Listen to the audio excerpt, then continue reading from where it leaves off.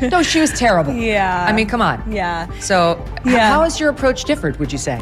I think it's vastly different. And if you ask people, even in the legacy media, even the Trump haters, they will tell you the approach has been much different. Not just for me, but They the admit that entire to you. White House. Oh, absolutely. They come in my office every day and they'll admit that off the record. All right, picture this.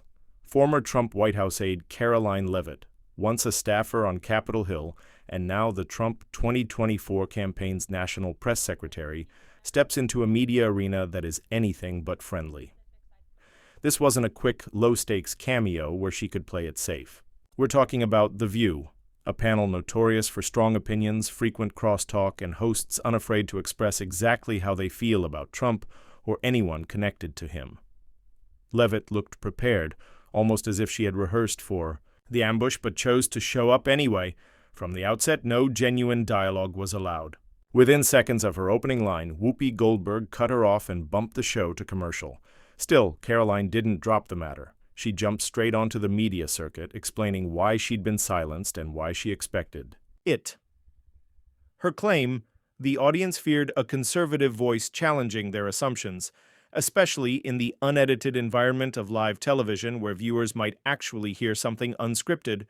Let's be real. This wasn't random drama. For months, Karoline and the co-hosts of The View had traded jabs. You could practically sense the clash brewing long before she sank into that couch. She had already fired back online when they tossed casual digs her way. Inevitably, something was bound to give, and when it happened, the fallout was immediate and loud. I asked him, how should we even describe this? And talking to our team after, I was drafting up a tweet, and I was like, there are no words to put out a statement to describe this horrific. Since that surprise moment made headlines, let's dig into the real backstory behind the viral clip. There was a long runway to this clash, and the wider context makes everything click. First, Karoline Leavitt is hardly an overnight sensation. She was one of the youngest women to serve as press secretary in the Trump White House, and ever since has spoken loudly about what she sees as bias in mainstream media, especially on shows like The View.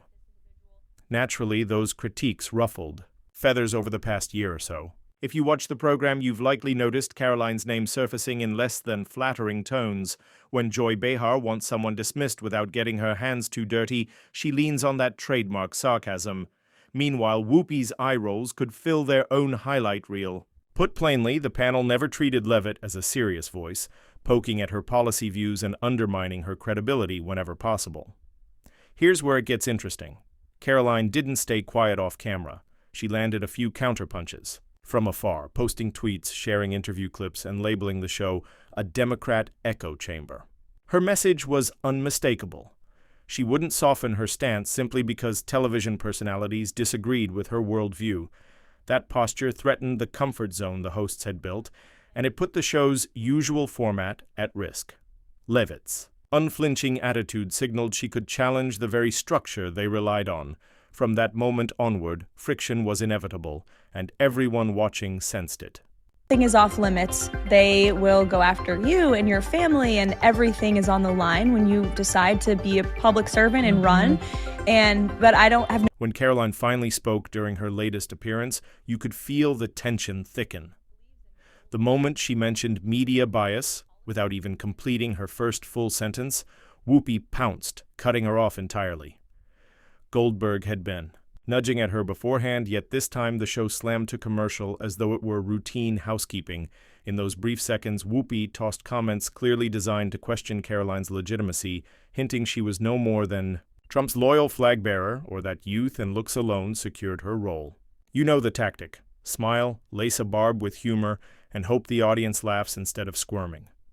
It is the classic Hollywood elite move, sound cutting while pretending it's all a joke. Worse still, Whoopi seemed convinced that Leavitt would either giggle awkwardly or lose her cool. Neither happened. Karoline stayed quiet at first, refusing to match sarcasm with sarcasm. She stared forward and said almost evenly, "When you silence someone because you dislike their words, that reveals more about your fear than about my message." The effect was immediate. The studio fell nearly silent. Sunny and Joy, hosts, who normally leap in to pile on, hesitated, palms half raised, unsure whether to press or pivot. The instant was remarkable precisely because it lacked theatrics. Cool logic outshone volume. Karoline's subtext was unmistakable. You're not. Furious because I'm wrong, you're angry because I'm right, and you've lost control of the conversation. Viewers saw the clip of her poised rebuttal spreading online within hours. Within hours, comment threads erupted. Clips circulated across X, Instagram, and countless reels, each framing Leavitt as the calm center of a storm, the person who proved that restraint can overpower theatrics on live television. Political analysts on cable news dissected the exchange, observing that a single measured line disrupted a format built on volume. Even some critics of Trump conceded she had exposed a vulnerability in the show's usual power dynamic. I would like this young lady this is her first job, I would like her to do a little homework. Because she said something yesterday that really pissed me off. And that was, she said, there will be no wokeness here. Oh, yeah. Let me explain something to you. Because without that wokeness, you might not have that job. The wokeness was put in place for a reason. Because black people couldn't get into colleges. Because women could not get into the colleges they wanted to go to. This is all women. Yeah. See, this is not black, Asian women. This is all women. Women were not invited to this party. It was a man's world, and we busted our asses to make sure that this was a person's. Whoopi tried to regain control after Karoline's cool, pointed reply, and let's just say the comeback never landed. She began talking over Leavitt, projecting her voice and tossing out stray, ill-timed jabs.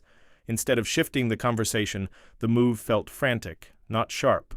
Goldberg suddenly resembled an irate aunt at Thanksgiving, determined to win a shouting match nobody invited her to. Sonny and Joy jumped in, believing teamwork might steady the segment, yet their interventions only worsened the optics. The authority. Whoopi normally wields as the view's anchor evaporated. Her body language revealed discomfort, and the dialogue devolved into a whirlwind of cutoffs and irritation. The objective seemed less about debate and more about muting Karoline altogether. Leavitt, meanwhile, didn't flinch. She leaned back, offered a faint smile, and kept her tone level. In that posture, she appeared more composed than the entire panel combined. No eye-rolling, no raised voice, just steady presence, while the others effectively argued her case for her. By that point, Whoopi had lost the room. The issue was no longer whose argument carried the most weight. It was who maintained poise. Goldberg squandered her chance to reassert command and instead came across as defensive, loud, and slightly disconnected from the moment. Some audience members later described the scene as uncomfortable to watch, noting that the harder the hosts pushed, the more pronounced Karoline's effortless advantage appeared on camera. And they're also exhausted, by the way, Oh, they because must we are be. doing so much. And not even in a wussy, sad little Yeah. way. Like, they must be exhausted because it's just nonstop. This was far from a routine, poorly managed guest spot. It felt like a hinge moment. Karoline stepped into a space normally filtered and shaped for the comfort of the view and flipped the energy completely. She didn't try to match Whoopi's decibel levels. She distinguished herself by letting substance and delivery speak. Instead of the usual shouting contest, viewers sensed a shift. Presence began to matter more than politics. It's clear Leavitt did more than simply survive. She commanded the segment, no matter where you stand politically. Conversely, Whoopi and her co-hosts looked genuinely rattled. Online, the verdict was swift. Memes crowned Karoline the victor. Comment sections applauded her composure, and many called the exchange a masterclass in poise. Yet a larger question lingers. Is The View finally losing its status as an unassailable bastion of progressive commentary? If guests like Karoline continue to arrive armed with facts and confidence, this likely won't be the last time the show is fact-checked on its own turf. What do you think?